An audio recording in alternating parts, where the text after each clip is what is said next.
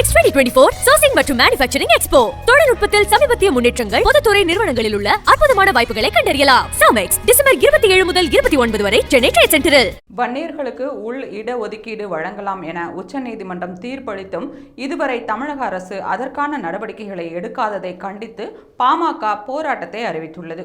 2008ஆம் ஆண்டு புள்ளிவிவர சட்டத்தின்படி சாதிவாரி கணக்கெடுப்பு உள்ளிட்ட அனைத்து விதமான தரவு சேகரிப்பு நடவடிக்கைகளையும் மாநில அரசு மேற்கொள்ளலாம் என இந்தியாவின் பல உயர்நீதிமன்றங்களும் உச்சநீதிமன்றமும் தீர்ப்பளித்திருப்பதாகவும், ஆனால் சாதிவாரி கணக்கெடுப்பு நடத்த மாநில அரசுகளுக்கு உரிமை இல்லை, அந்த அதிகாரம் மத்திய அரசுக்கு மட்டுமே உள்ளது என தமிழக அரசு கூறி வருவதாகவும் பாமக நிறுவனர் ராமதாஸ் சில தினங்களுக்கு முன் குற்றம் சாட்டியிருந்தார். மேலும் முதல்வர் ஸ்டாலினுக்கு சமூக நீதியின் அடிப்படை கூட தெரியவில்லை என நினைக்க தோன்றுவதாகவும் விமர்சித்திருந்தார்.